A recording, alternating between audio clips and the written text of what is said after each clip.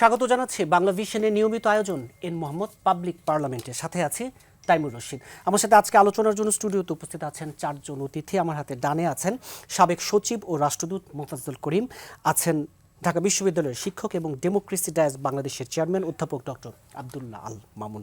আমার হাতে বামে আছেন বাংলাদেশের কমিউনিস্ট পার্টির সাবেক সভাপতি মুজাহিদুল ইসলাম সেলিম, আছেন জাতীয় নদী রক্ষা কমিশনের সাবেক চেয়ারম্যান ডক্টর মঞ্জুর আহমেদ চৌধুরী। আপনাদের চারজনকে স্টুডিওতে স্বাগত জানাচ্ছি। দর্শক, এন মোহাম্মদ পাবলিক পার্লামেন্টের আমাদের আজকের বিষয় প্রতিশ্রুতি পূরণের 30 দিন। আজকের আলোচনা শুরু করতে চাই জাতীয় নদী রক্ষা কমিশনের সাবেক চেয়ারম্যান ডক্টর মঞ্জুর আহমেদ চৌধুরী। বলছিলাম যে এই সরকারের প্রধানমন্ত্রী তারেক রহমানের নেতৃত্বে যে সরকার বিএনপির, সেই সরকারের প্রতিশ্রুতি পূরণের 30 দিন 17ই ফেব্রুয়ারি থেকে 17 মার্চ 1 মাস পূরণ হবে। কিন্তু আপনার কাছে আজকে আলোচনাটা শুরু করতে চাই, আজকে দেশে একটি বড় ঘটনা হচ্ছে খাল খনন কর্মসূচি।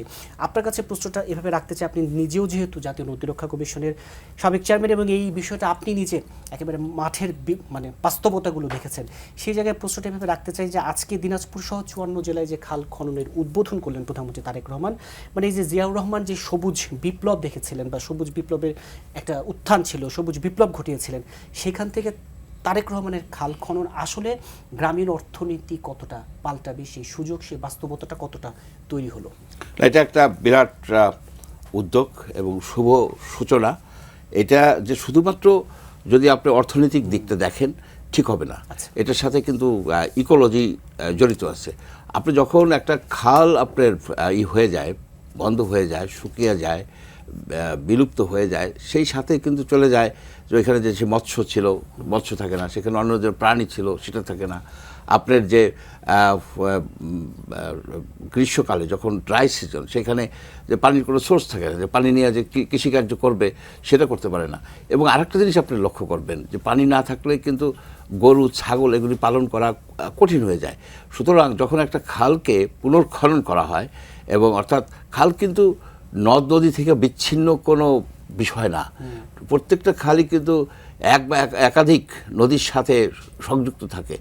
এখন আমি যেটা দেখতেছি যে সামগ্রিক দৃষ্টিতে যদি আপনি দেখেন, বাংলাদেশের প্রায় 1000-এর বেশি নদী আছে। এই নদীগুলির মধ্যে কিছু নদী আছে খুব ছোট, কিছু নদী আছে মাঝারি, আর কিছু নদী আছে বেশ বড়। এই মাঝারি নদীগুলি কিন্তু মৃতপ্রায় হয়ে যাচ্ছে। এরা মানুষের অত্যাচার বা আমাদের অবহেলার কারণে এই নদীগুলি মৃতপ্রায়, এবং এই নদীগুলির সাথে যেসব খাল সেগুলিও কিন্তু শুকিয়ে গেছে, সেখানে কিন্তু আর নাই আপনার। স্পেশালি খাল আর নদীর যে সংযোগ, যেটা সেখানে কিন্তু পলি জমে, রেগুলার পলি জমে। এই পলিকে রিমুভ করা হয়নি, এবং 92 সনের দিকে কিছুটা উদ্যোগ নেওয়া হয়েছিল। তারপরে কিন্তু এই খাল খনন বিষয়টা আর, বা নদীও খনন করছে, এটাও সত্য যে নদী খনন করছে, কিন্তু সঠিকভাবে হয় নাই। সেখানে ব্যাপকভাবে দুর্নীতি হয়েছে, এই যে নদী খননের ব্যাপকভাবে দুর্নীতি হয়েছে। তো এখন আমি মনে করি যে উদ্যোগটা আমাদের প্রধানমন্ত্রী তারেক রহমান সাহেব যেটা নিয়েছেন, এটা একটা অ্যাম্বিশাস প্রোগ্রাম। 20,000 কিলোমিটার খাল কিন্তু সহজ ব্যাপার না। আমি মনে করি এই খালের সাথে ছোট নদীগুলিও মানে করা হবে। আপনার সুরের সাথে সুর মিলিয়ে অনেকে বলতে চান যে প্রধান যে আমাদের যে নদ নদীগুলো, সেগুলোর যদি নাব্যতা ফিরিয়ে আনা না যায়, তাহলে আসলে এই খাল খনন থেকে আসলে খুব একটা কাঙ্ক্ষিত সুফল মিলবে না। আপনি কি এর সাথে একমত? আমি একমত। কারণ কি, সামগ্রিকভাবে দেখতে হবে। আপনার নদী যে শুধুমাত্র সেচের জন্য যারা বলা হচ্ছে, শুধু সেচের জন্য না, আপনার এখানে মৎস্যের বিষয় আছে। এখানে আপনার যখন ছোট নদীগুলিতে যে পরিবহন, যে আগের দিনের যেটা ছিল পরিবহন, এই পরিবহন তো বন্ধ হয়ে গেছে। পরিবহন এখন সম্পূর্ণভাবে রেল ভিত্তিক, স্থল ভিত্তিক, রাস্তা ভিত্তিক। কিন্তু অনেক বিষয় আছে, পণ্য আছে যেগুলি ট্রাকে করে নেওয়া যায় না। যেমন ধরেন মাটির হাঁড়ি-পাতিল হচ্ছে আপনার এনভায়রনমেন্ট ফ্রেন্ডলি একটা মানে পাত্র, আপনার প্লাস্টিক না, এটা কিন্তু আপনি কিন্তু এখন ট্রাকে করে মাটির হাঁড়ি-পাতিল নেওয়া যায় না। আগে আমরা দেখতাম নৌকায় করে কিন্তু মাটির হাঁড়ি-পাতিলগুলি ফ্রেমের মধ্যে করে নিয়ে আসতো একটা বাঁশের ফ্রেমের মধ্যে করে নিয়ে আসতো, এবং নদীতে দিয়ে বিক্রি করতো। এখন এই নদীগুলির যদি একটা নদী মৃত হয়, মৃত্যুর প্রক্রিয়াটা কিন্তু শুরু হয় অবাক করা, সেটা হয় কচুরিপানার মাধ্যমে। শুনতে অবাক লাগবে, কচুরিপানার মাধ্যমে। কচুরিপানা যখন মনে করেন 30 বা 60 কিলোমিটার লম্বা একটা নদী, 2টা জায়গায় কচুরিপানা হয়েছে, ব্লক হয়ে গেছে, আপনার টোটাল নদীটাই তো বন্ধ হয়ে গেল। আপনার কিন্তু কোনো থ্রু ট্রাফিক নাই, কোনো নৌকা যেতে পারতেছে না।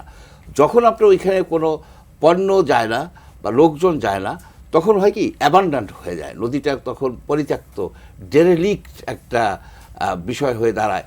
তখন লোকজন কি করে, এই কিছুটা ঘের করে, কিছুটা দখল করে, কিছুটা মাটি ভরাট করতে থাকে, কারণ ওটা ইউজ নাই। তো আপনার নদীকে বাঁচাতে হলে নদীর ইউজফুলনেসটা আনতে হবে। নদীর ইউজফুলনেসটা কি?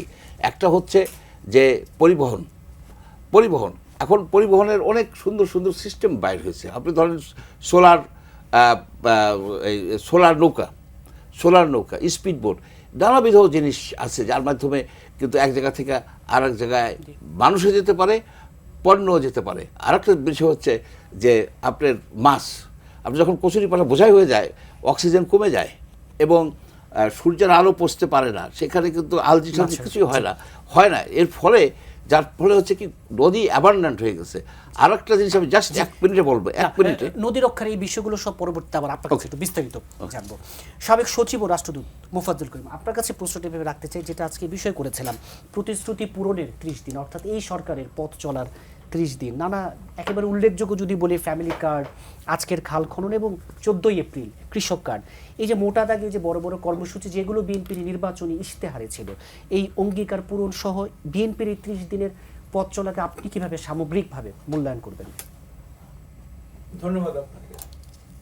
আমি যদি এক কথায় বলি তাহলে বলবো, আমি এখনকার শাসন ব্যবস্থার মধ্যে একটা গণমুখী এবং জনগণের সম্পৃক্ততার একটা প্রয়াস আমি লক্ষ্য করছি।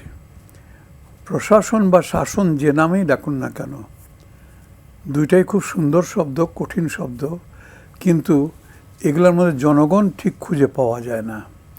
বললেই সরকারি প্রশাসন যন্ত্রই বোঝায়, বললেই রাজনৈতিক নেতৃবৃন্দ যারা দেশ চালান, মন্ত্রী হন, মন্ত্রী পরিষদ গঠন করেন, ইত্যাদি ইত্যাদি, তাদের বোঝায়। কিন্তু মানুষ কই, মানুষজন কোন? এই জনগণকে সম্পৃক্ত করা এটা প্রথম করেছিলেন যিনি, আমি সেই আমার পাকিস্তানি আমলের চাকরি জীবন থেকে বলছি, সত্যি কথা উইদাউট এনি বায়াস বলছি, যে সেটা কিন্তু আমরা জিয়াউর রহমান সাহেবের সঙ্গে লক্ষ্য করলাম। অন্যান্য সময় কি হতো, হ্যাঁ, আমরা সেই পাকিস্তানি আমলে আমি ব্রাউনবাড়িয়ার মতো একটা সাব ডিভিশনে এসডিও ছিলাম, তারপরে পশ্চিম পাকিস্তানে ছিলাম। দেখি কি উপর থেকে আসলো, নির্দেশ আসলো, এই করতে হবে, বা একটা প্রজেক্ট নেওয়া হলো। তো তখন আমরা আমলারা মিলে পড়ে আর কি, সেটা থানা লেভেলের, তখন তো ইউএনও বলতো না, সার্কেল অফিসার ডেভেলপমেন্ট, সিওডেভ, এটাই ছিল শব্দটা, সিওডেভ, সার্কেল অফিসার ডেভেলপমেন্ট, আর এসডিও সাহেব, উপরে ডিসি সাহেব, বাস আমরা মিলে কোথায় জনগণকে, হ্যাঁ, মানে মুটে মজুর হিসাবে বা হিসাবে, কর্মী হিসাবে হয়তো নিয়োগ করা হতো, কিন্তু তাদের সম্পৃক্ততা বলতে যা বোঝায়, তাদের নিয়ে কাজ করা, তাদেরকে বুঝতে দেওয়া যে এটা তাদের নিয়ে, এটা প্রথম জিয়াউর রহমান সাহেব করলেন। এবং এটা এমন সুন্দরভাবে শুরু করলেন যে সমস্ত দেশে একটা সাড়া পড়ে গেল। তার বক্তব্য ছিল যে আমি আমাদের দেশের যে অপরিমেয় জনশক্তি আছে, যেটা আনট্যাপড হয়ে যায় সবসময়, এটা কাজে লাগানো হয় না, আমি এটাকে কাজে লাগাবো। এবং এটাতে তিনি সফল হয়েছিলেন আমি বলবো। আমাদেরকে বলা হলো, অর্থাৎ আমরা যারা কেউ এসডিও, কেউ ডিসি ইত্যাদি ছিলাম, আমাদেরকে বলা হলো যে আপনারা এদের সঙ্গে মিলে যান, ওরা এসে আপনার সঙ্গে মিলবে না, আপনি ওদের কাজের সঙ্গে গিয়ে মিলে তারপরে ওরা কী চাচ্ছে, ওদের চাহিদাটা কি, সেটা করেন। এটা হয়তো সবাই বুঝেছিল কিনা জানি না, আমি কিন্তু খুব কাছে থেকে ওনাকে কয়েকবার দেখি। সেই খুলনাতে আমি ডিসি ছিলাম প্রথম বেশ কিছুদিন, তখন জিয়াউর রহমান সাহেব ক্ষমতায় আসলেন। এরপরে বৃহত্তর ঢাকা জেলা, বৃহত্তর খুলনা, বৃহত্তর ঢাকা ইত্যাদিতে, বৃহত্তর ঢাকা জেলাতে তো খুব কাছে থেকে ওনার সঙ্গে কাজ করার সময় এমনও হয়েছে, রাত্রে 12টা-1টার সময় হঠাৎ করে, স্যার প্রেসিডেন্ট সাহেব কথা বলবেন, কি, বাস ঠিক আছে। কেডি সাহেব ঘুমিয়ে পড়েছিলেন, না স্যার বলেন কী ব্যাপার, শুনেন অমুক জায়গায় এরম করে কথা বলতেন, অমুক জায়গা থেকে আমার কাছে লোকজন এসছে, তারা ওখানে তাদের খালের দরকার, পানির জলসেচের কোনো ব্যবস্থা নাই, সেই তা আপনি একটু দেখে এসে আমার সঙ্গে একটু আলোচনা করবেন। This was his approach. অন্য কোনো প্রেসিডেন্ট হলে ডিসি, তা এরকম তো ঘরে ঘরে ডিসি পাওয়া যায়, তো শত শত ডিসি আছে, এর সঙ্গে আবার আমি কি কথা বলবো? কথাই যদি বলতে হয়, আচ্ছা সেক্রেটারি, তার যে সেক্রেটারি, তার বস, তার সঙ্গে নয় কথা বলবো। তো এইভাবে তিনি একটা কর্মোদ্দীপনা আমার মধ্যেও এসে গেল। নিঃসন্দেহে। প্রেসিডেন্ট আমাকে রাত্রে প্রেসিডেন্ট ফোন নিজে করে ফোন বলেছে ইত্যাদি। আমার পরিষ্কার মনে আছে একবার 25শে ডিসেম্বরের আগের রাত্রে, তারপরে উনি আমাকে ফোন করেছেন গভীর রাতে, আমি তখন ঢাকার ডিসি, করে বলছেন, ডিসি সাহেব আমার সঙ্গে দেখা করতে এসেছিল, আমার এখনও পরিষ্কার মনে আছে যে আমার সঙ্গে দেখা করতে এসেছিল খ্রিস্টান ইয়ের নেতৃবৃন্দ, হ্যাঁ খ্রিস্টীয় নেতৃবৃন্দ আসছিল দেখা করতে। তো তারা একজন একটা দাবি করেছে, বলে কোথায়, তো আমি জায়গাটার নাম ভুলে গেছি, নারায়ণগঞ্জের কোনো একটা এলাকা।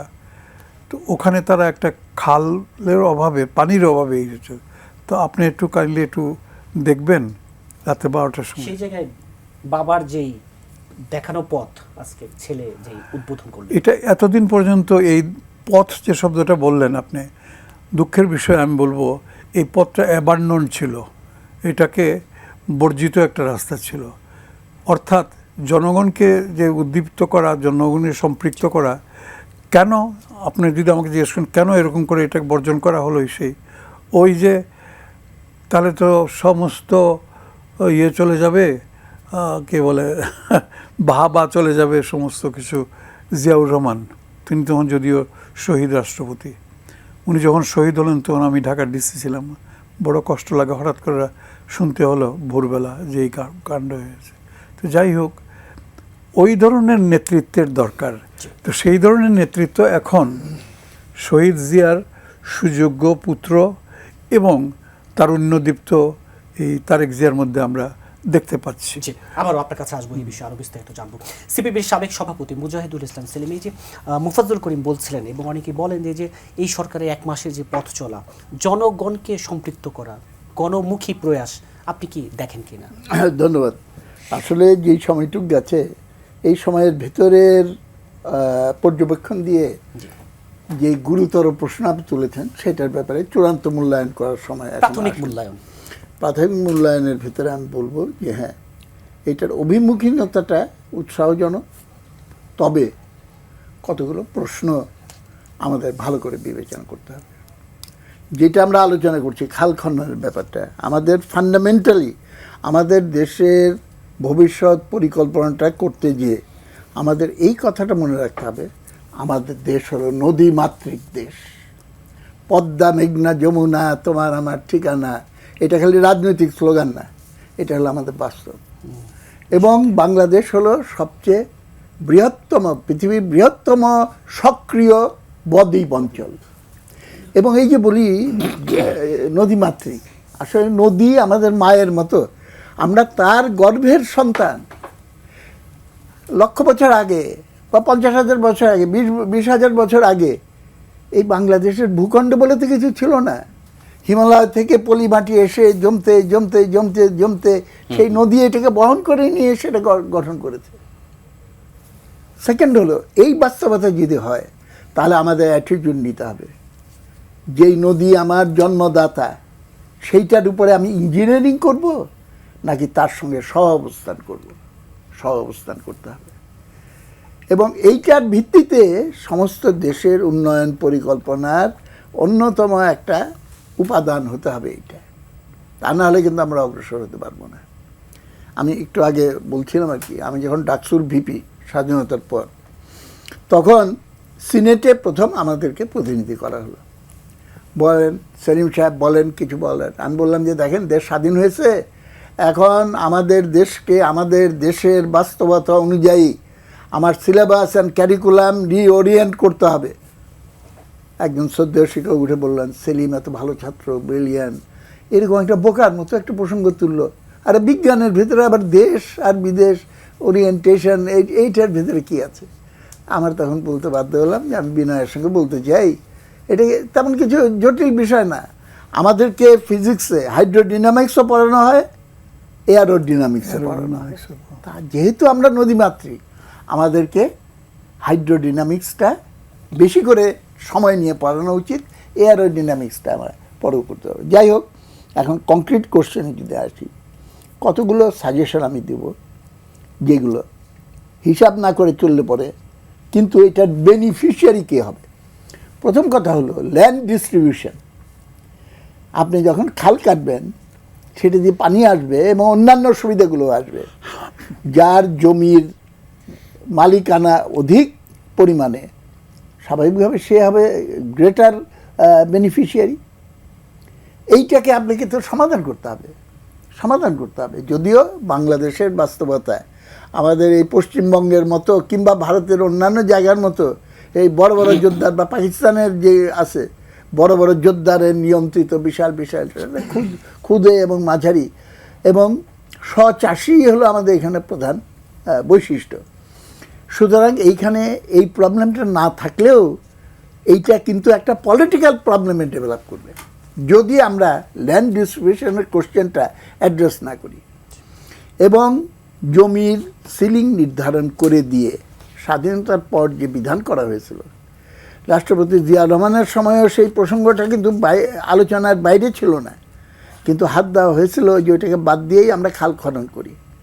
এরশাদ সাহেবের সময় করা হলো যে খাস জমি ভূমিহীনকে দিতে হবে 1 টাকায় স্বামী স্ত্রীর নামে বিক্রয়যোগ্য সূত্রে, কিন্তু সেগুলো কিছু করা হলো না। এই জিনিসগুলো অবশ্যই করতে হবে।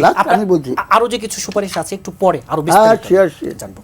অনেক চিন্তা করে গভীর করে এটা করলে পরে অনেক বেশি বেনিফিট আবার যাবো। অধ্যাপক ডক্টর আব্দুল আল মামুন, আপনার কাছে প্রশ্নটা রাখতে চাই যে 30 দিন খাল খনন কর্মসূচি উদ্বোধন, আজকে একটি কথা বলছেন যে এই যে খাল খনন কর্মসূচি উদ্বোধন করে আপনি নিশ্চয়ই দেখেছেন যে কাদামাটি মাখা শরীরে কিন্তু তিনি বক্তব্য রেখেছেন। এই তো এক ধরনের মানুষকে নাড়া দিয়েছে, এক ধরনের আবেগের জায়গায় মানে স্পর্শ করেছে এই জায়গায়। এবং একই প্রশ্ন রাখতে চাই, এই যে প্রতিশ্রুতি পূরণের 30 দিন, আমি একটু যেহেতু সমাজবিজ্ঞানের ছাত্র একটু অন্যভাবে বলি, আমরা একটা থিওরি বলি সোশ্যালজিতে, সিম্বলিক ইন্টারাকশনস, যে আপনি কিভাবে অন্যের সাথে মিথস্ক্রিয়াটা করছেন এবং কল্যাণমুখী শাসনে এই সিম্বলিক ইন্টারাকশনিজমের একটা সিগনিফিক্যান্ট ইনফ্লুয়েন্স তৈরি হয়।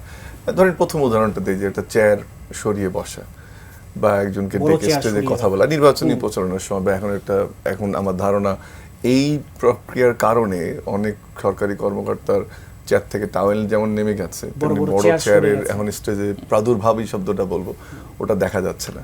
ঠিক একইভাবে আপনি যে কথাটা বললেন যে একজন প্রধানমন্ত্রীকে আমরা, ওনারা ভালো বলতে পারবেন, আমরা ছবি দেখেছি, আমার বাবার কাছ থেকে শুনেছি, উনি আরও ভালো বলতে পারবেন, যে ওই যে ছবি ছোট গেঞ্জি পরা বা টি শার্ট পরা, ক্যাপ মাথায় দেওয়া, তারই একটা পুনরাবৃত্তি। এবং ওই আবার সোশ্যালজিক্যাল পার্সপেক্টিভে যায়, তার কিন্তু মূল একটা কারণ ছিল যে স্বাধীনতাোত্তর বাংলাদেশে মানুষের মধ্যে, যেটা সেলিম একটু টাচ করার চেষ্টা করেন, যে বিচ্ছিন্নতাবোধের জায়গা থেকে মানুষকে দেশত্ববোধে আনা এবং গ্রুপ বিহেভিয়ার ডেভেলপ করা for the collective development.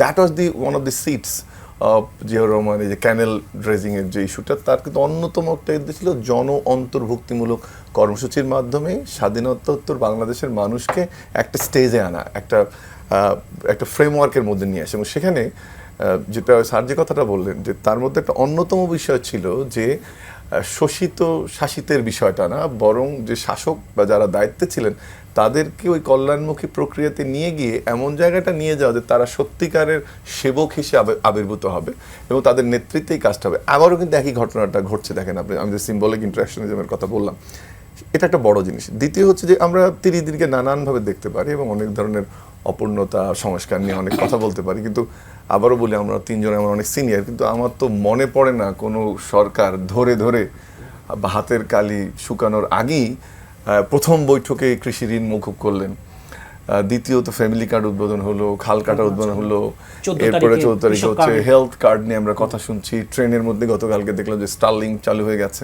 So 1 মাসে যদি কাজকে আপনি দেখেন, মানে নিকটতীত বটেই, আমার মনে হয় স্বাধীনতাোত্তর বাংলাদেশে ইস্তেহারকে এভাবে পরিপূর্ণভাবে বাস্তবায়ন করে এবং একটা ঝাঁকি দেওয়া আমলাতন্ত্রকে অফিসে যাওয়ার নামে, সচিবালয় অফিস কমার একটা জিনিস কিন্তু এখানে খুব গুরুত্বপূর্ণ, সেটা হচ্ছে যে এই প্রক্রিয়ায় যে গতিতে যাচ্ছে, যেমন হ্যাঁ একটা আমরা ফ্যামিলি কার্ডের ফান্ডিং নিয়ে কথা বলতে পারি, আমরা কৃষক কার্ডের ফান্ডিং নিয়ে কথা বলতে পারি, যে জিনিসটা এবার হয়েছিল আমার ধারণা যে কারণে দ্রুত বাস্তবায়ন হচ্ছে, সেটা হচ্ছে বিএনপি শুধু ইস্তেহার দেয়নি, বিএনপিকে বারবার যেভাবে ঠেকানোর চেষ্টা করা হয়েছে চাঁদাবাজের দল, দুর্নীতিবাজের দল, মানুষ তো সেটাকে রিজেক্ট করেছে 209টা সিট দিয়ে।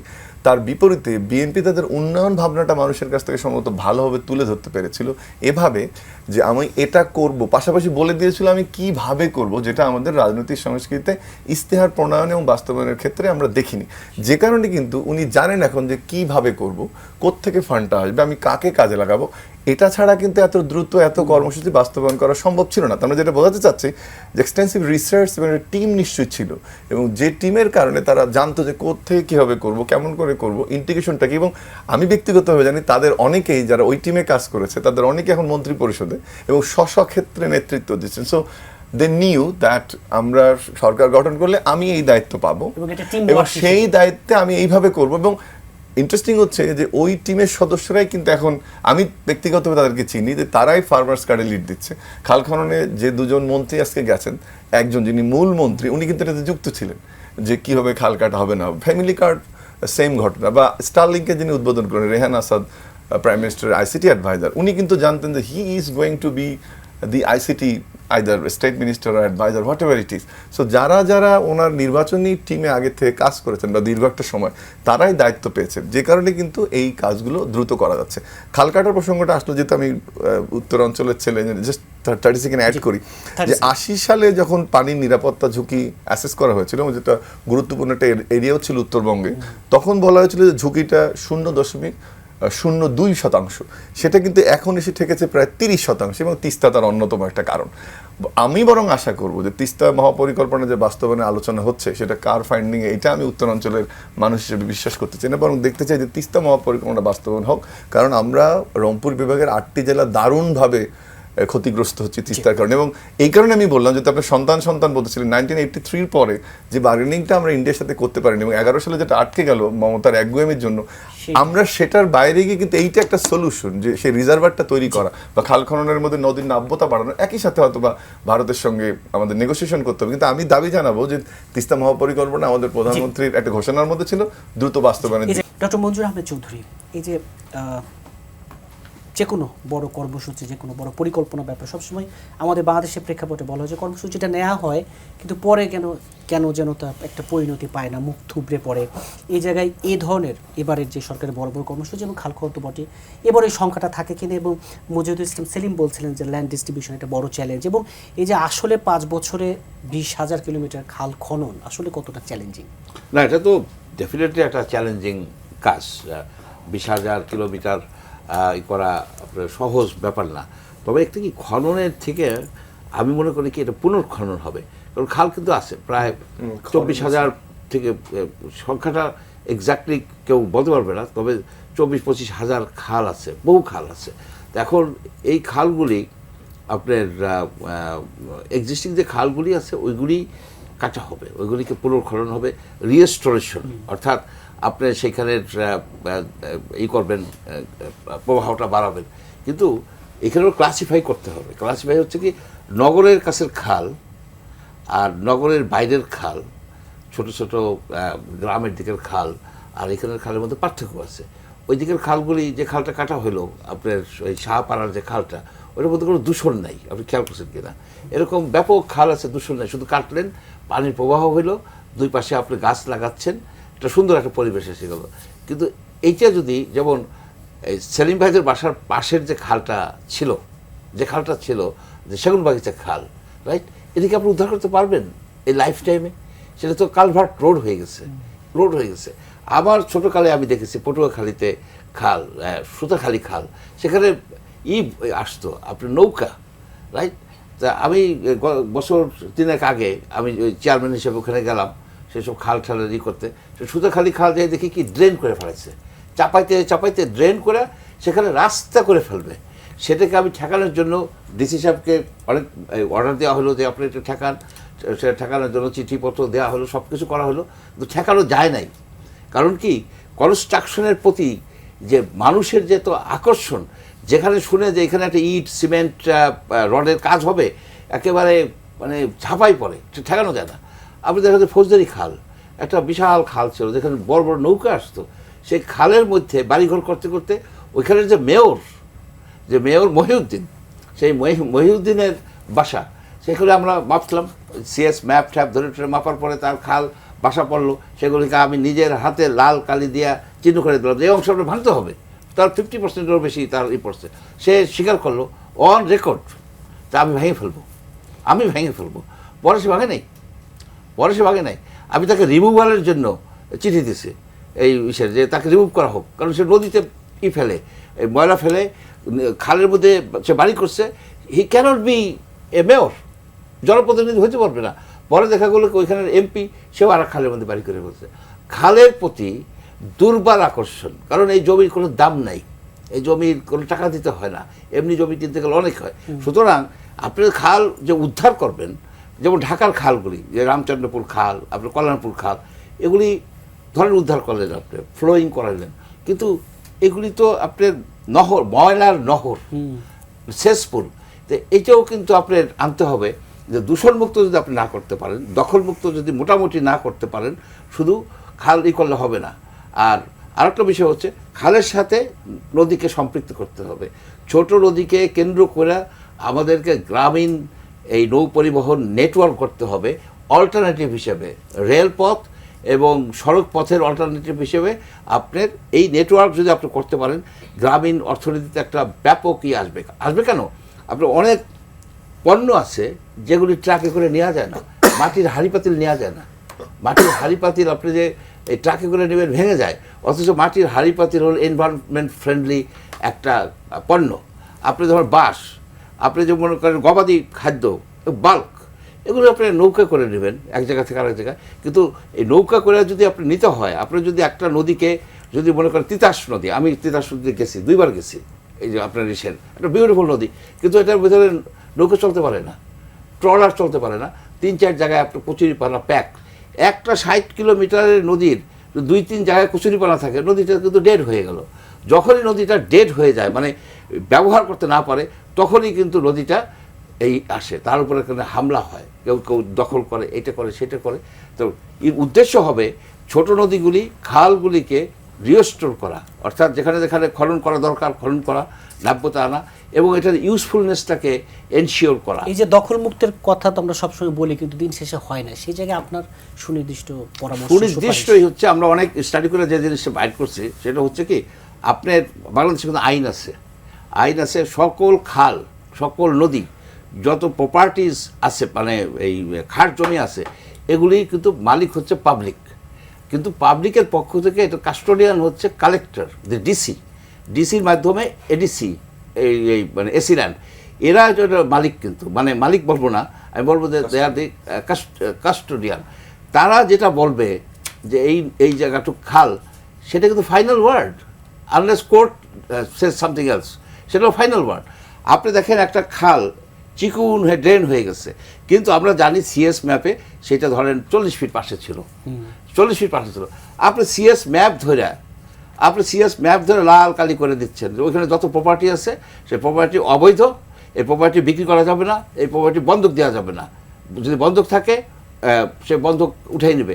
এখানে যদি আপনি ম্যাপ করে দেন, লোকালি জানাই দেন যে খালের পাশের জমিগুলির মানে বিল্ডিং বা যা দখল করছো এটা বিক্রি করতে পারবে না, property value 0, in that case মানুষ কিন্তু হবে, মানে ভাববে যে আমি খালের মধ্যে জমি করলে, বাড়িঘর করলে শেষ পর্যন্ত আবার এটা তো হয়ে যায়। আপনার ভেঙে দেন, কিছু আপনি ভেঙে দেন, এবং তাদেরকে আপনি হেইট করেন, তাদের নাম করে দেন যে খালের মধ্যে জমি করছে, বাড়ি করছে, খালের মধ্যে বাড়ি করছে, সে নর্দমান লোক, তারা, আমি তো মনে করি নর্দমান লোক। এখন সেটা আপনার করতে হলে যে জিনিসটা দরকার হচ্ছে, এখন তো ডিজিটাল ম্যাপ হয়ে গেছে, আপনার গুগল আর্থের সব থাকে, আপনি ওখানে লাল কালি করে দেন, ঢাকার ভিতরে আপনি করে দেন। এইভাবে যে এক্সকাভেটর দিয়ে ভাঙচুর করার থেকে এইখানে যদি আপনি পাবলিকের মধ্যে জানাই দিতে পারেন যে এই প্লটগুলি খালের জমি, নদীর জমি, লেকের জমি, পাবলিক জমি, এই জমির মধ্যে তোমরা যেটা করছো, তোমরা ইললিগাল কাজ করছো, এটাকে দলিল করবেন। আপনি সব এগুলি দাগ নম্বরগুলি আপনি সাব রেজিস্ট্রার অফিসে দিয়ে দিলে, ওয়েবসাইটে দিয়ে দিলে, সে তো বেচা কেনা করতে পারবে না, জনগণ আগ্রহী হবে না। না আগ্রহী কি, সে কেউ কিনতে রাজি হবে না। এই ধরনের প্রোগ্রাম নিতে হবে, যদি নিতে পারেন তাহলে দেখা যাবে কি আপনার মানুষের মধ্যে একটা এইসব কর্মসূচি সফল হবে আসলে। জি, আবার আপনার কাছে আসবো। মোফাজ্জল করিম, আপনার কাছে প্রশ্নটা এভাবে রাখতে চাই, এই যে যে কথাটা বলছিলাম, বিভিন্ন কর্মসূচি নেওয়া হয়, পরে তা মুখ থুবড়ে পড়ে, সেই বাস্তবতায় দাঁড়িয়ে এবং দেশের তো ভিতরে নানা চ্যালেঞ্জ আছেই, সেই সাথে মধ্যপ্রাচ্য যুদ্ধ সহ এখন যে অর্থনীতির ক্ষেত্রে একটি বড় চ্যালেঞ্জের জায়গা তৈরি হয়েছে, আপনার দৃষ্টিতে এই বাস্তবতায় দাঁড়িয়ে এই সরকারের সামনে সবচেয়ে বড় চ্যালেঞ্জ কি এই মুহূর্তে? কিসের ছিলেন এই সরকারের সামনে সবচেয়ে বড় চ্যালেঞ্জ কি? এই সরকারের সামনে? সব খুব সুন্দর প্রশ্ন এবং খুব গুরুত্বপূর্ণ প্রশ্ন বলে মনে করি। আগের যে সমস্ত সরকার আমরা দেখেছি স্বাধীনতার পর থেকে, তাদের সামনে যে সমস্ত চ্যালেঞ্জ ছিল তার চাইতে 19-20 খুব একটা যে পরিবর্তন হয়েছে তা না। তো সেগুলা এই বর্তমান সরকারের অনুধাবন করা উচিত যে ওই চ্যালেঞ্জগুলো স্বাধীনতার পর থেকে যেগুলোর সঙ্গে বাংলাদেশের মানুষের পরিচয়, তো ওগুলা কেন সমাধান হলো না এবং কেন আরও পরিস্থিতি আরও জটিলতর হলো, মানুষের ভাগ্য আরও খারাপ হলো, তো এগুলা যদি অনুধাবন করতে হয় তাহলে প্রথমেই আমি বলবো এর একটা কারণ হচ্ছে যে নিজে একজন আমলা ছিলাম, তবুও সেই দৃষ্টিকোণ থেকে বলতে হবে বা সেই অভিজ্ঞতা থেকে যে প্রশাসনের উপরে, আমলাদের উপরে নির্ভরতাটা সব সময় সব গভর্নমেন্টেরই, সেই পাকিস্তানি আমলটা মধ্যে, ব্রিটিশ আমল তো ছিলই, কারণ ব্রিটিশ আমলে জনগণ বলতে কিছু ছিল না, কিন্তু দুঃখের বিষয় পাকিস্তানি আমলে 24টা বছর ওই একই ধারায় চলে আসছে। বাংলাদেশ হওয়ার পরে যে বাংলাদেশ জনগণ অর্জন করেছে বুকের রক্ত দিয়ে, সেখানেও কোনো পরিবর্তন হলো না, ওই আবার ওই আমলা নির্ভর হয়ে থাকলো। কারণটা কি? আমি তো আপনাদের দোয়ায় 3টা জেলায়, ঢাকা, খুলনা, কুষ্টিয়ায় ডিসি ছিলাম। পাকিস্তানি আমলে ব্রাহ্মণবাড়িয়ার মতো একটা গুরুত্বপূর্ণ এবং বড় একটা সাব ডিভিশনে এসডিও ছিলাম। সেগুলো থেকে বলতেছে, তার কারণ যে কোনো সরকারের এই আমলা নির্ভরতা, প্রশাসন, আমলা কথা খারাপ শোনায় বা অনেকে বুঝবেও না যে কী বলতে যাচ্ছে, প্রশাসন নির্ভরতা, সরকারি কর্মচারী কর্মকর্তাদের উপরে নির্ভরতা, এটা একটা সবচেয়ে বড় একটা ব্যাধি আমাদের দেশে, যে কারণে আমাদের দেশে স্থানীয় সরকারকে বাড়তে দেওয়া হয় নাই। সেই 1964-66 সালে যখন প্রথম চাকরিতে ঢুকেছি, তখন যেভাবে দেখেছিলাম স্থানীয় সরকারকে, তারা সেইভাবেই রয়েছে, কোনো রকমের হয়নি, পরিবর্তন হয়নি। কারণ আমলারা, এটা নিজে আমলা থেকে এটা আত্মসমালোচনার মতো, এটা হতে দিতে চায় না। তার চাইতে বড় কথা, আমি আমলা, হোয়াট ইজ আমলা? আমলা হচ্ছে কামলা। কার কামলা? যিনি নিয়োগকর্তা, তার নিয়োগকর্তা কে? নিয়োগকর্তা হচ্ছে জনগণ, জনগণের প্রতিনিধিরা, ওই যে একজনকে দেখালাম, তারা যেভাবে চালাবেন সেভাবে চলতে বাধ্য, কিন্তু তারাও শেষ পর্যন্ত হাত মিলিয়ে ফেলেন। আমরা উইথ অ্যাপোলজি বলছি, আমলাদের সঙ্গে হাত মিলিয়ে ফেলেন, যে কোনো কারণেই হোক না কেন, সেগুলোতে যাচ্ছে না। তো সেই কারণে যতদিন পর্যন্ত আপনি স্থানীয় সরকারকে দায়িত্ব না দিবেন, স্থানীয় সরকার যতদিন পর্যন্ত গড়ে না উঠবে, শক্তিশালী না হবে, ততক্ষণ পর্যন্ত কোনো কর্মসূচি আমার কাছ থেকে নেন সফল হতে পারবে না। কারণ স্থানীয় সরকারের লোকজন, ভালো মন্দ যেই হোক না কেন, সে নির্বাচিত প্রতিনিধি এবং তার কথা তারা শুনে। কারণ জনগণের মধ্যে কেউ তার খালাতো ভাই, কেউ তার চাচা, কেউ তার মামু ইত্যাদি আছে। এছাড়াও সে ওখানেই জন্ম, ওখানেই বেড়ে উঠেছে, ওখানকার আলো বাতাস, ওখানকার গন্ধ দুর্গন্ধ সব কিছুই তার গায়ে মাখা। অতএব সেইখানকার যে প্রতিনিধিরা, তাদেরকে আপনি দায়িত্ব দিতে হবে, আর সেই দায়িত্বটা সাংগঠনিকভাবেই দিতে হবে। এমনি খালি দায়িত্ব দিয়ে দিলাম আর হয়ে গেল। এখন যেটা আছে আর কি, একটা হুকুম এসে গেল উপর থেকে, ডিসি সাহেব পাঠিয়ে দিল এটা ইউএনওর কাছে, ইউএনও সাহেব এটা ইয়েদের কী বলে, চেয়ারম্যানদের, ইউনিয়ন পরিষদের চেয়ারম্যানকে ডেকে ডেকে বলেন, এই আপনার এটা no, that's not the way. এটা আপনাকে সরাসরি সম্পৃক্ত করতে হবে, দায়িত্ব দিতে হবে, বলে কী তোমাদের চাহিদা স্থানীয়ভাবে এবং এটার সমাধান কি তোমরাই নির্ধারণ করো। তোমরা নির্ধারণ করে তারপরে তোমরা উপরের মহলে, সরকারি মহল হোক আর যে মহলই হোক না কেন, তাদেরকে বলো। কিন্তু মূল দায়িত্ব থাকবে তাদের। তারপরে যদি এটা কয় যে হ্যাঁ ঠিক আছে প্রকল্পটা ঠিক আছে, এটা করতে হবে এরকম, তারপরে আবার এটা বাস্তবায়নের দায়িত্বটাও তোমাদেরকেই নিতে হবে। তাহলে পরে ইউএনএ সাহেবের আর ইঞ্জিনিয়ার সাহেবের এদের দায়িত্বটা কি? এদের দায়িত্ব হচ্ছে ওই বাস্তবায়নের কাজটা তারা করবেন। ঠিক আছে, এটা আমার একটা ব্যক্তিগত মত বললাম, সমস্ত জীবনের অভিজ্ঞতার আলোকে আর কি। জি, মুজাহিদুল ইসলাম সেলিম, আপনার কাছে একই প্রশ্ন রাখতে চাই যে সরকারের দিন শেষে সব সরকারের আমলা নির্ভরতা হয়ে ওঠা, প্রশাসনের উপর নির্ভর করা, এবং আপনার কাছে কি মনে হয় যে প্রশ্নটা তাকে করেছিলাম, ধন্যবাদ। যে দেখেন, challenge। আমলাতন্ত্রের ব্যাপারটা মোফাজ্জল ভাই খুব সুন্দর করে বলেছেন। ইংল্যান্ডে একটা টেলিভিশন সিরিজ হয়েছিল, yes minister, Yes, Mr. Sorry, বিখ্যাত। Yes minister, Oh, yes, Very ma'am. famous. এবং সেই ব্যুরোক্রাটসরা এমন দক্ষতার সঙ্গে তারা তাদের কার্যাবলী এবং সুপারিশগুলো তৈরি করে, মন্ত্রীর ইচ্ছা হলো যেটা করা ঠিক অপোজিট সিদ্ধান্তের ভিতরে নিয়ে যাবে, এত পাওয়ারফুল। আমার বিবেচনায় বাংলাদেশ এইটাকে ছাড়িয়ে আরও নতুন জায়গায় অবনতি হয়েছে। এখন প্রশ্নটা আমাকে ইঙ্গিত করে বললো পলিটিশিয়ান অ্যান্ড ব্যুরোক্রাটসের ভেতরে। আমি তো মনে করি এখন পলিটিশিয়ান আর ব্যুরোক্রাটসদের ভেতরে তো কোনো ডিফারেন্স নেই, এইটা একই নেক্সাস। এবং আসল সূত্র সেটা ব্যাখ্যা করার সময় নেই। আমাদের দেশে হলো বাজার অর্থনীতি, বাজার অর্থনীতির অবশ্যম্ভাবী ফলাফল হলো বাজার রাজনীতি, এবং সেই কারণে দেশের অর্থনীতি যদি লুটপাট নির্ভর হয়, তাহলে লুটপাটের যারা ডাইরেক্ট পার্টিসিপেন্ট, সেই অসৎ ব্যবসায়ী গোষ্ঠী, তারা পলিটিক্সের নিয়ন্ত্রণ অবশ্যই নিশ্চয়ই করবে। ঘটনা হয়েছে, আমাকে একবার জিজ্ঞেস করা হয়েছিল আমাদের পলিটিক্স সম্পর্কে বলেন তো। আমি যে সমস্যা হলো পলিটিশিয়ানরা ব্যবসা শুরু করেছে, ব্যবসায়ীরা পলিটিক্স শুরু করেছে। আমাদের সময় আমরা যখন শুরু করি তখন কি করতো, ব্যবসায়ীরা পলিটিশিয়ানদের চাঁদা দিয়ে নিয়ন্ত্রণ করতো। এখন তারা দেখছে যে এত কষ্ট করবো কেন, ঘুরিয়ে খাবো কেন, ডাইরেক্ট টু ডাইরেক্ট আমি কয়েক কোটি টাকা চাঁদা দিয়ে আমি ওই পার্টির পোর্টফোলিও একটা কিনে নিব, এমপিশিপ কিনে নিব, এবং দুষ্ট লোক না, এর মানে বুঝদার লোক বলে বাংলাদেশে এখন সবচেয়ে লাভজনক ব্যবসা হলো এমপিগিরির ব্যবসা আর মন্ত্রীগিরির ব্যবসা, এবং সেই যুগের অবসান ঘটাইতে হবে, এবং সেইটার জন্যই গণ অভ্যুত্থান। এবং আজকে এই যে আমাদের খাল কাটার কর্মসূচি বা অমুক সমস্ত কর্মসূচির ক্ষেত্রে আমি এইটাকে প্রধান ক্রাইটেরিয়া হিসেবে দেখতে চাই, হু বেনিফিটস। এবং দেশ বর্তমানে চলছে গরিবের সম্পদ বড় লোকের কাছে চলে যায়, এইটাকে রিভার্স করে দিতে হবে। গ্রামের সম্পদ শহরে চলে আসে, এটাকে রিভার্স করে দিতে হবে। দেখেন আমাদের সোশ্যাল যে সিচুয়েশন, অপরিকল্পিত নগরায়ন আমাদের দেশকে একটা অ্যাটম বোমের মতো একটা সিচুয়েশনে নিয়ে যাচ্ছে। ঢাকা শহর ইতিমধ্যে 2 কোটির বেশি প্রজেকশন করা হচ্ছে, যেটা 5 কোটি হয়ে যাবে কিছুদিনের ভিতরে, এবং বসবাসের অযোগ্য হয়ে যাবে।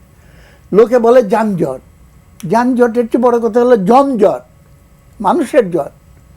গ্রামে বাঁচার উপায় নেই, ভিক্ষা চাই না কুত্তার সামলাও। পলিসি টোটালি রিওরিয়েন্ট করে দিতে হবে, এবং না করলে পরে আপনি যেই কর্মসূচি করার চেষ্টা করেন না কেন, সেইটা বেনিফিশিয়ারি কিন্তু বর্তমানে যে বৈষম্য, সেই বৈষম্যটাকেই কিন্তু আরও বর্ধিত আকারে পুনরুৎপাদিত করবে। সুতরাং আমাকে খাল কাটার কর্মসূচি যেমন নিতে হবে, এবং ফ্যামিলি কার্ডের কর্মসূচি যেমন নিতে হবে, একই সঙ্গে আমাদের ইকোনমিক পলিসিতে এমন মৌলিক পরিবর্তন আনতে হবে যেটা আমাদের মুক্তিযুদ্ধের সময় আমি নিয়েছিলাম। আমার নিজের জীবনের অভিজ্ঞতা দিয়ে বলতে পারি এটা কি পসিবল। অনেকে বললে এটি কেমনে সম্ভব, আপনি এগুলো ইউটোপিয়ান চিন্তা।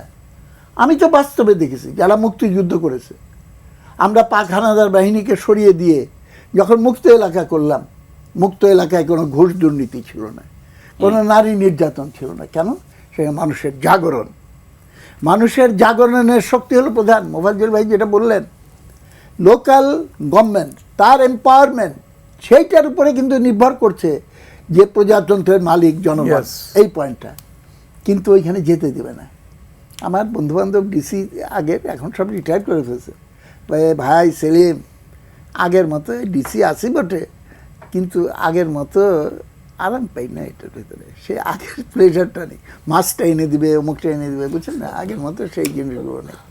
হোল জিনিসটা হলো এই রকম চলে আসছে, এবং সেইটা পলিটিক্যাল পার্টিগুলো যেইভাবে চলে সেইখানেও কিন্তু এইটার রিফ্লেকশন আমরা দেখতে পাই। এবং সামন্তবাদী ব্যবস্থায় জমিদার হলো সর্বময় কর্তা, এইটার সঙ্গে কম্বাইন করেছে মডার্ন যে কি বলে কর্পোরেট কালচারের chief executive officer, hire and fire, এক লোকের সিদ্ধান্ত।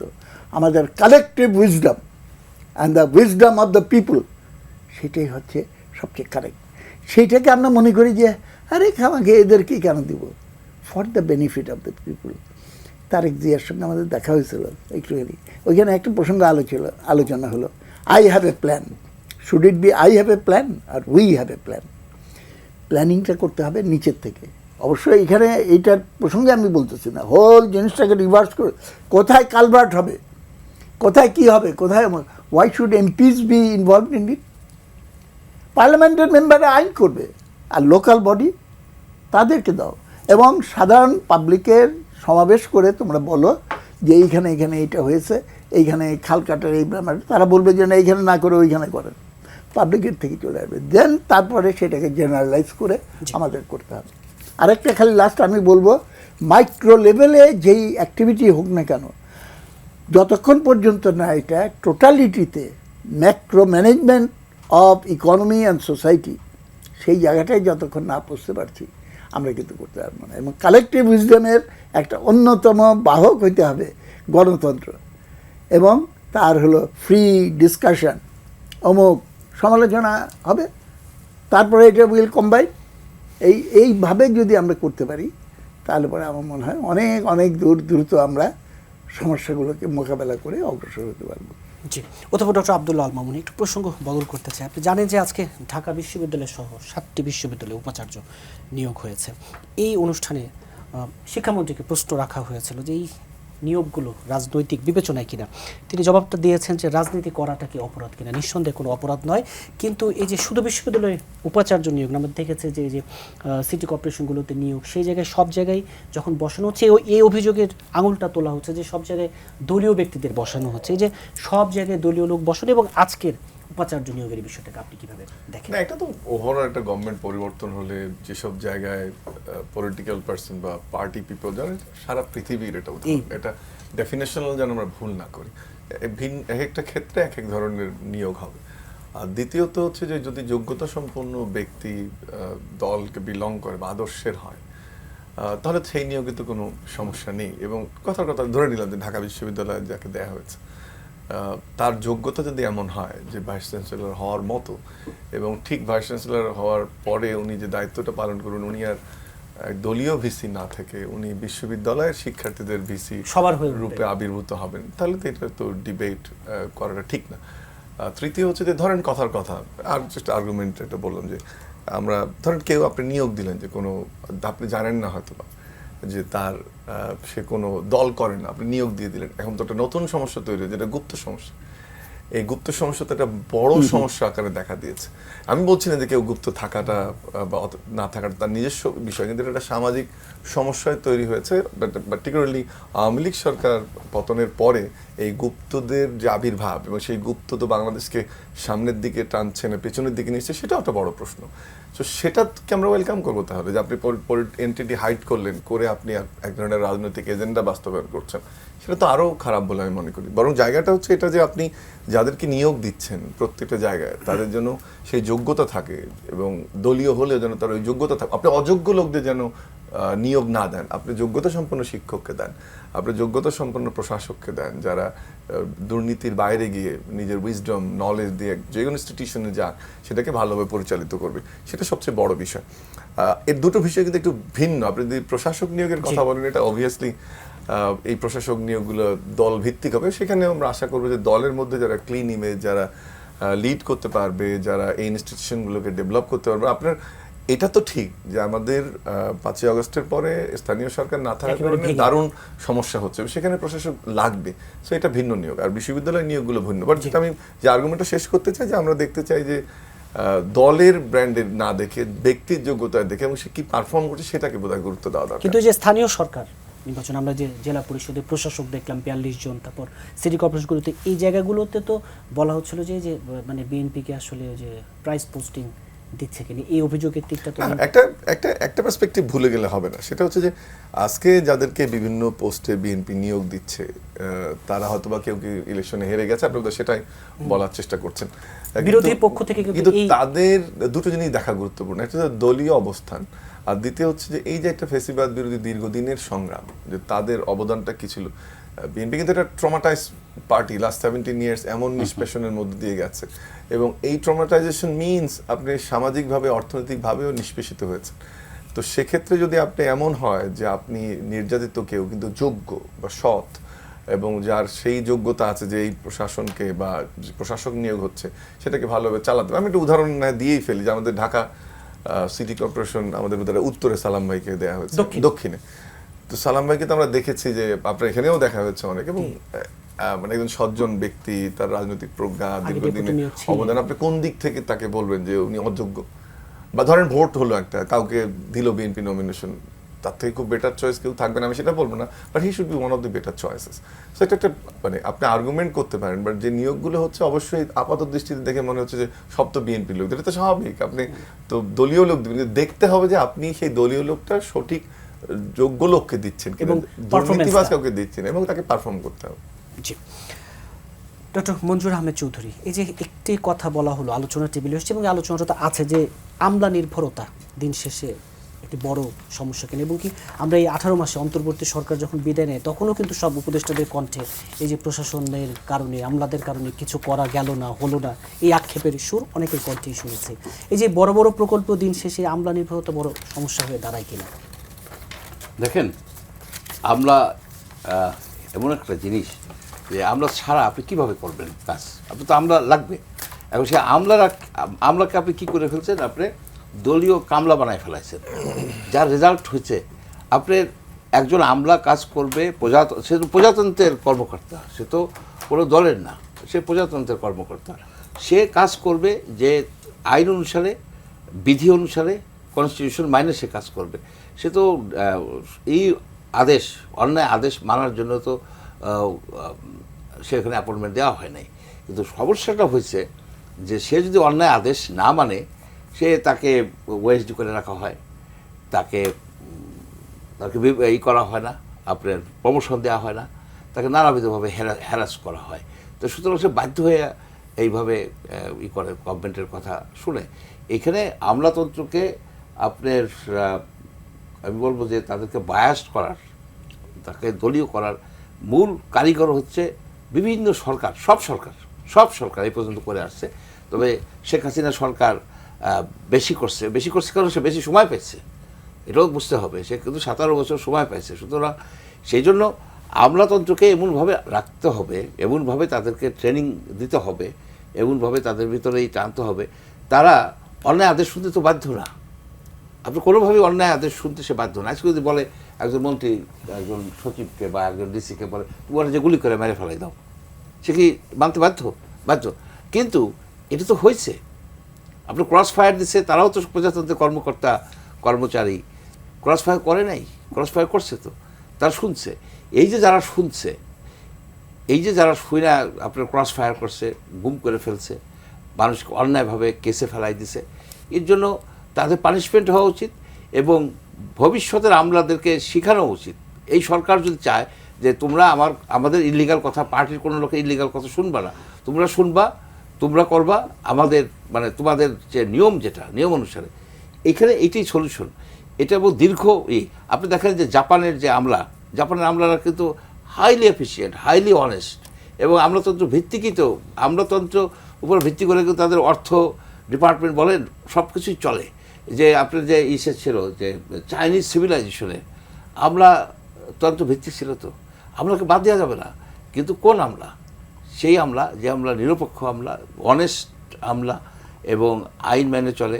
যে আইনগুলি হয়েছে জনগণের জন্য তো আইন হয়েছে, কোনো আইন তো নাই যে জনগণের বিরুদ্ধে, কিন্তু আইন তো তারা মানে না, তাদেরকে মানতে দেওয়াও হয় না, আবার অতি উৎসাহী হয়ে যায়। এই হচ্ছে বিষয়। কিন্তু এটা মানে এটা টাইম লাগবে। এমন না যে আমি বললাম বা একটা কমিশন হইলো আর বলে দিল এটা হবে না। এখানে সবাই সমাজের সবাইরই এই বিষয়টায় করতে হবে, যে মানে উদ্যোগ নিতে হবে যে আমরা একটা সুস্থ সমাজ আমরা গড়ে তুলব। আমাদের সমাজটা হবে এমন যে সমাজটায় যেন সবাই অধিকার সংরক্ষিত হয়, এক একজনের এক এক রকমের অধিকার সংরক্ষিত হয়। যে সেলিম ভাই যে কথাগুলি বললেন যে খাল কাটলে উপকার হবে কার? যার জমি বেশি তার উপকার হবে, যার জমি নাই। এখন তো 50% লোকের 60% লোকেরই তো কোনো জমিই নাই। কিন্তু আবার অ্যাট দ্য সেম টাইম শুধু জমি কেন্দ্রিক তো না, এখন মানুষের কিন্তু অন্যান্য উপায় হয়েছে। যেমন আপনার হাঁস পালতে পারবে, অল্প একটু সোশ্যাল ফরেস্ট্রি করতে পারতেছে। সুতরাং উৎপাদনের ব্যবস্থাও কিন্তু পরিবর্তিত হয়েছে। শুধুমাত্র যে এই আমার 5 বিঘা জমি আছে, আমি ধান চাষ করলাম, পানি পেলাম, ধান চাষ করলাম, সেরকম কিন্তু নাই। গ্রামীণ অর্থনীতি কিন্তু অনেক চেঞ্জ হয়ে যাচ্ছে। আপনি দেখেন যে আঙ্গুর খান, বেশিরভাগ আঙ্গুর বাংলাদেশে উৎপন্ন হয়। এটা ভাবতে পারেন, বেশিরভাগ আঙ্গুর এখন বাংলাদেশে উৎপন্ন হয়। আপনি পঞ্চগড়, আপনার এই যে নর্থ বেঙ্গলের যে ওইখানে কিন্তু হর্টিকালচারের বিশাল সম্ভাবনা আছে, কারণ টেম্পারেচার কম, টেম্পারেট একটা ওয়েদার আছে। আপনি সেখানে আঙ্গুর হইতে পারে, আপনার কমলা হইতে পারে, হয়। এমনকি আমাদের গ্রামে সেখানেও কমলার করছে, যে শিবচরের এক গ্রামে সেখানে কমলার বাগান করে এক লোক ভালো বিক্রি করতেছে। অনেক রকম ভ্যারাইটিও হয়ে গেছে যে আমাদের এই ওয়েদারের অ্যাডাপ্ট করে। সেজন্য আমি মনে করি কি যে উৎপাদনের পদ্ধতিও চেঞ্জ হয়েছে, শুধু জমি কেন্দ্রিক না, এখন আরও অন্য বিষয় ভিত্তিকও আছে। আর এটা দেখতে হবে সব লোকের জন্য স্বার্থ, অধিকার, স্বার্থ সংরক্ষিত হয়। এটার জন্যই কিন্তু মুক্তিযুদ্ধ হয়েছিল, কিন্তু ইসের জন্য, বৈষম্যের বিরুদ্ধে, বাক স্বাধীনতার পক্ষে, মানুষের জীবনের অধিকার, মানুষের ইনকাম করার মানে অধিকার। ঠিক 24-ও কিন্তু ওটি থেকে পার্থক্য নাই, সেখানেও কিন্তু বাক স্বাধীনতা, বৈষম্যহীনতার জন্যই কিন্তু 24-এ এত মানুষজনের ছিল, মানে ক্ষোভটা ছিল এবং সাকসেসফুল হয়েছে। জি, অধ্যাপক ডক্টর আব্দুল আলাদ মামুন, আপনি ব্যস্ততার কারণে আপনি চলে যাবেন। আরেকটি প্রশ্ন করে আপনার কাছে একটু বিদায় দিতে চাই। এই যে জুলাই সনদ বাস্তবায়ন নিয়ে, সংবিধান সংস্কার পরিষদ নিয়ে যে এখন সরকার এবং বিরোধী দলের যে বিরোধ, এবং যেটি রাজপথ পর্যন্ত গড়ানোর এক ধরনের হুঁশিয়ারি আছে পাল্টাপাল্টি, এই জায়গায় এবং বিএনপির বিরুদ্ধে এখন প্রতারণা, আগের প্রতিশ্রুতি ভুলে যাওয়া, এই যে নানা অভিযোগ, এই যে জুলাই সনদের স্বপ্ন বলি, জুলাইয়ের যে আমাদের অভ্যুত্থানের পর আমাদের নতুন বাংলাদেশের যে স্বপ্নের কথা বলি, সেই জায়গায় কি তাহলে আবার একটা বড় ধরনের সংকটের শঙ্কা আছে কিনা? আমি এটা মনে করি না। আমার মনে হচ্ছে যে একটু বিরোধী দলকে একটু ওভারস্টেপিং হয়ে যাচ্ছে কিনা, সেটা বোধহয় একটা বিষয়। আর দ্বিতীয় হচ্ছে যে যদিও সংবিধান সংশোধন পরিষদ আমাদের কনস্টিটিউশনে না থাকার কারণে সেটা বিএনপি বলছে যে এটা ওই প্রক্রিয়াটা সম্পন্ন করে এসে প্রয়োজনে আলাপ আলোচনা করে আমরা এটা করবো। এখন এটাকে আপনি দুইভাবে দেখতে পারেন, যে আমরা কেন ধরে নিচ্ছি যে সেই সংবিধান সংশোধন পরিষদের আপনি যে মূল যে আপনার ডিমান্ড, যে তাদের মাধ্যমে সংস্কারগুলো করবেন, সেটা হবে না। আর 2 নম্বর হচ্ছে যে বিএনপি বারবারই বলছে যে আমরা যে সংস্কারের কমিটমেন্ট দিয়েছি সেটা আমরা ফুলফিল করবো। এখন আপনি এখানে নিয়ে আসতে পারেন যে গণভোটের যে বিষয়টা, এটা আমি ব্যক্তিগতভাবে মনে করি যেটি এক ধরনের নৈতিক অবস্থান, বাট এটি কোনোভাবে আইনগত অবস্থান না, কারণ এটা নতুন পদ্ধতিতে আমরা গণভোট করেছি। নর্মালি পার্লামেন্ট থেকে পাশ হয়ে যাওয়ার পরে গণভোটটা হওয়া দরকার।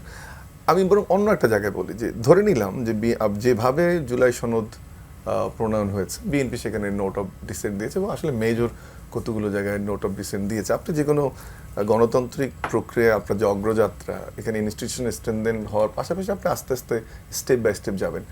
যদি তর্কের খাতিরে আমি ধরেও নেই যে নোট অফ ডিসেন্টগুলো বিএনপি দিয়েছে এবং সেটা বাস্তবায়ন করলো না, বিএনপির 31 দফার মতো করে, বা বিএনপি যে ইস্তেহারের প্রথম সেকশন, যেটা প্রথম অধ্যায়, যে রাষ্ট্র সংস্কার, সেই ভাবনাতেও যদি হয়, আমি প্রশ্নটা দিতে চলে যাচ্ছি, হয়তো আরেক সময় শুনে নেব, প্রশ্নটা রেখে যেতে চাই যে সেটিও কি একটি অগ্রযাত্রা কিনা, বা সেটিও একটা সংস্কারমুখিতা কিনা। বরং সেটাকে না করে আমরা এখন সংসদকে উত্তপ্ত করে আবার রাজপথে চলে আসি, এবং ধরে নিলাম যে অনেকগুলো সংস্কারের মাধ্যমে 13টা বোধহয় বিএনপির নোট অফ ডিসেন্ট আছে, এবং অবশ্যই কিছু মেজর নোট অফ ডিসেন্ট আছে। সেটা যদি আমরা এমন করে ফেলি যে এই পুরো প্রক্রিয়াটাই ঝুলে যায়, সেটা বোধহয় দুঃখজনক হবে। বরং আমরা যেটা দেখতে চাই যে বিএনপি অর্থনৈতিক উন্নয়ন সহ যে কমিটমেন্টগুলো ইস্তেহারে ছিল দ্রুত বাস্তবায়নের চেষ্টা করছে। বিএনপি যেটা বলছে যে তাদের 31 দফা এবং ইস্তেহারের আলোকে এবং জুলাই সনদ তারা যে নোট অফ ডিসেন্ট দিয়েছে তার ভিত্তিতে এটা বাস্তবায়ন করবে, সেটারও কিছু কিছু আমার মনে হয় শুরুটা যদি হয় তখন এই বিতর্কটা আস্তে আস্তে কমবে এবং আশা করি যে বিরোধী দল দায়িত্বশীল ভূমিকা পালন করবে এবং সরকারও একটা স্টেপ ফরওয়ার্ড করবে যে কোন যে সংস্কারগুলো দ্রুত বাস্তবায়ন করা সম্ভব, যেমন দ্রুত অন্যান্য কাজগুলো বাস্তবায়ন হচ্ছে, যেহেতু প্রথম অধ্যায় ছিল সরকার নিশ্চয়ই সেরকম কোনো উদ্যোগ নেবে যেন দ্রুত কিছু কিছু সংস্কার প্রস্তাবের বাস্তবায়ন শুরু হয়। জি, আপনাকে ধন্যবাদ। আপনি একটু ব্যস্ততার কারণে চলে যাবেন, আপনাকে বিদায় জানাচ্ছি। মোফাজ্জল করিম, এই প্রশ্নটা আপনার কাছে এভাবে রাখতে চাই, এই যে অধ্যাপক ডক্টর আব্দুল আল মামুন যেটি বলছেন যে সংস্কারের পুরো প্রক্রিয়া, আমি বলছি যে জুলাই অভ্যুত্থানের পরে যে সংস্কার জাতীয় ঐক্যমত্য কমিশন হয়ে যে সংস্কারের নানা একটি স্বপ্ন আমরা দেখেছিলাম, সেই সংস্কারের পুরো প্রক্রিয়াটা কি দিন শেষে আসলে ঝুলে গেল কিনা, এক ধরনের মানে সেই সংকটের সংখ্যাটা যে সংস্কারের যে স্বপ্ন শুরু হয়েছে, it is rather too early to comment or make an assessment of it. তো আমি মনে করি এখনো হতাশ হওয়ার মতো কিছু দেখা যায় নাই।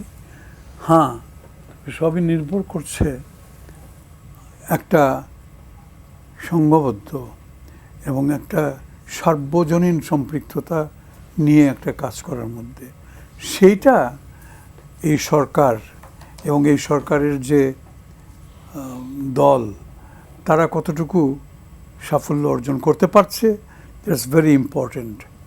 কারণ আমি মনে প্রাণে বিশ্বাস করি এবং আমার চাকরি জীবনের অভিজ্ঞতা থেকে বলছি, জনগণের সম্পৃক্ততা ছাড়া একটা গ্রামের ছোট্ট একটা রাস্তা বানানো বলুন আর বড় বড় প্রজেক্ট বলুন, কোনোটাই সম্ভব না। আচ্ছা, সেই কাজটা করতে হলে পরে আপনাকে কি করতে হবে? আপনাকে একটা পরিবেশ সৃষ্টি করতে হবে। এবং যখনই আমরা একটা পরিবেশের কথা বলবো, তখনই প্রশ্ন আসে রাজনৈতিক পরিবেশ। তো সেই রাজনৈতিক পরিবেশটার মূল্যায়নটা যত দ্রুত সম্ভব করে ফেলা উচিত এবং সেটা আমাদের অনুকূল কিনা সেটা দেখা উচিত। কাউকে আপনার দূরে সরিয়ে রেখে বা কাউকে বেশি কাছে টেনে নিয়ে কিছুই হবে না। যার যেখানে যথাযোগ্য স্থান তাকে সেখানেই বসাতে হবে এবং সকলকে, সবাই যে সাদা কালো লম্বা খাটো সবাই যে এই দেশের সন্তান, এই দেশের নাগরিক, এটা বুঝতে দিতে হবে। এবং সকলের মধ্যে আপনি খালি ভাবলেন যে আপনি এই আমরা যে কজন বসে আছি তাদের মধ্যে সব কিছু জ্ঞানের আধার আর বাকিগুলো কিছু না, no, that's not the attitude.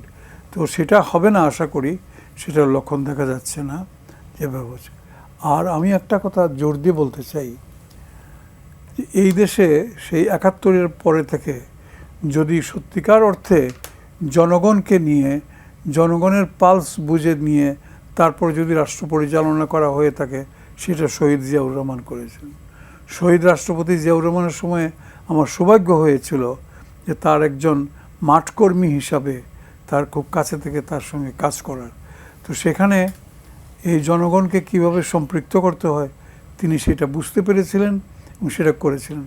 আমি দেখে বিস্মিত হতাম যে প্রায়ই তিনি, আপনারা বোধহয় মনে আছে আপনাদের, অন্তত তিনি দীর্ঘ পথযাত্রা করতেন, গ্রামাঞ্চলে চলে যেতেন, গিয়ে ৫ মাইল ৭ মাইল পায়ে হেঁটে, দেশের প্রেসিডেন্ট পায়ে হেঁটে যাচ্ছে, তখন এই আমলা কামলা জামলা যারা আছে তারা কি আর পেছনে বসে থাকতে পারে? সবাই যাচ্ছে।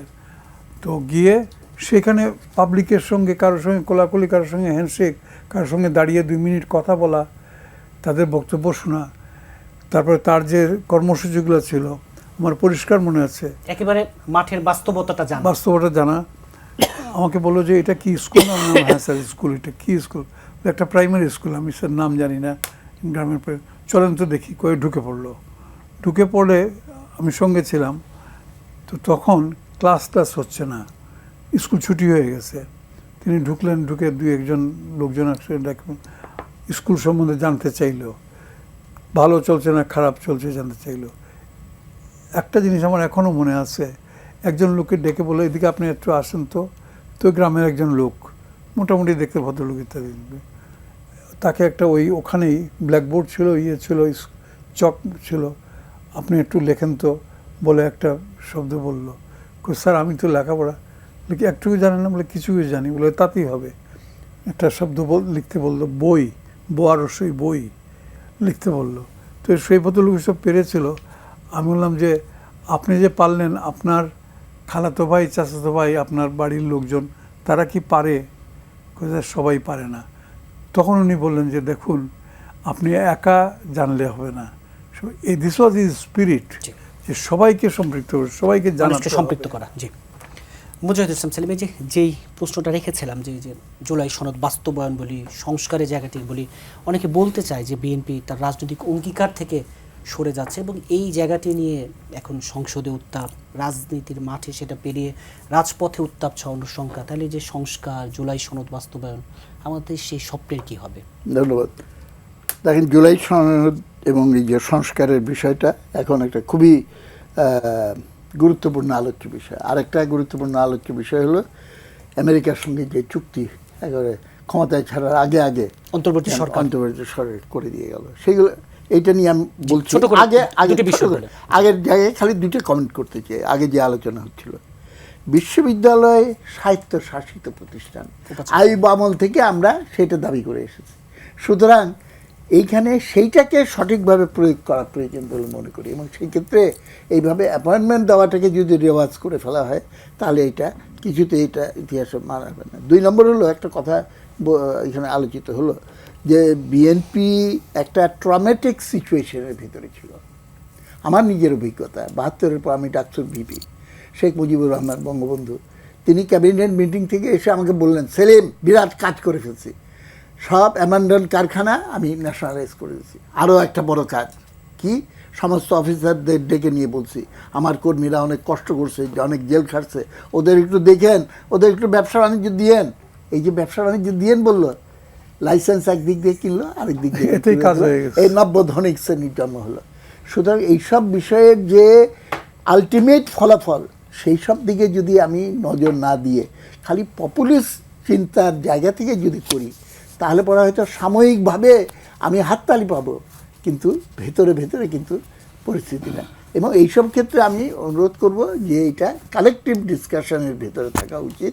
অপোজিশন, আমরা যেমন বামপন্থীরা এই গভর্নমেন্টের অপোজিশন, আমরা তো এই গভর্নমেন্টের শরিক না, আমরা বিরোধী দল হিসেবে আমরা যে ভূমিকা পালন করব সেইটার উপরে যাতে কোনো রকম হস্তক্ষেপ না করা হয়। এখন জুলাই সনদ, অল্প কথায় বলছি আমি, ছোট করে। জুলাই সনদকে বলা হয়েছে ঐক্যমতের সনদ। মিথ্যা কথা, ঐক্যমত হয় নাই। রাজনৈতিক দলগুলোর ভিতরে যে আলোচনা হয়েছে, আমরা বামপন্থীরা সই করি নাই। আমরা অনেকগুলো মানি, অনেকগুলো মানি না। আমরা কেমনে সই করবো সবটা?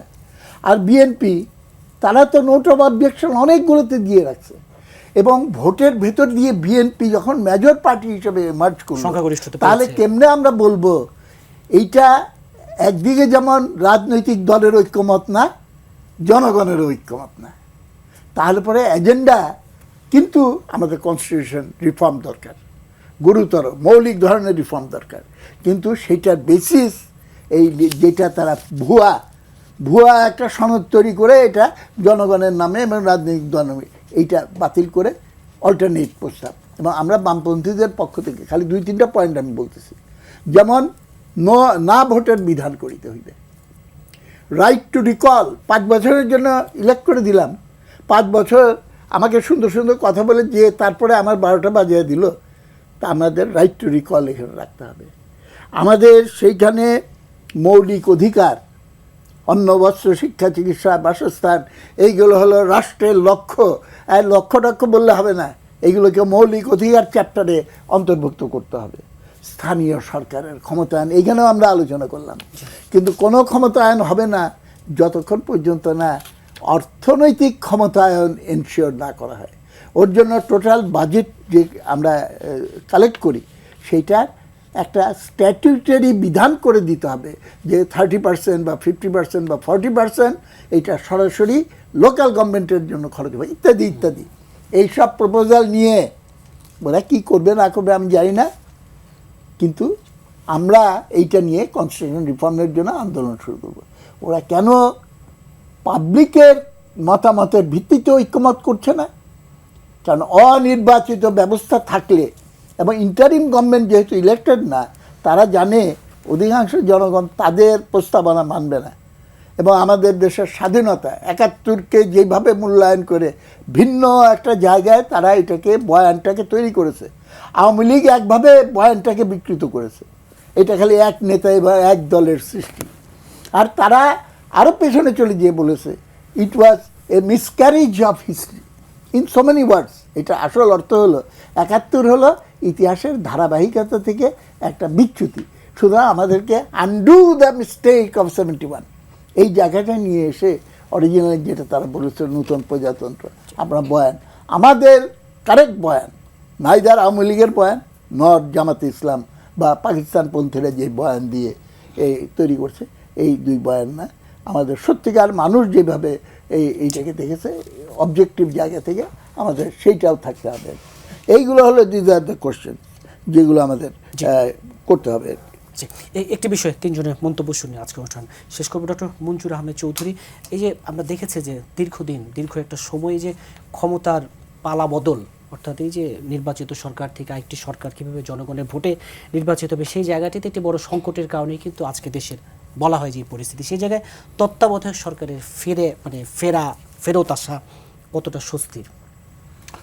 তত্ত্বাবধায়ক সরকার পদ্ধতি ছাড়া বা ইন্টারিম গভর্নমেন্ট ছাড়া নির্বাচন হওয়ার সম্ভাবনা, মানে ভালো একটা নির্বাচন হতে পারবে না। বাংলাদেশে 13টা নির্বাচন হয়েছে, তার মধ্যে 5টা হয়েছে ইন্টারিম কিংবা তত্ত্বাবধায়ক সরকারের অধীনে, এবং এই 5টাই মোটামুটি গ্রহণযোগ্য হয়েছে।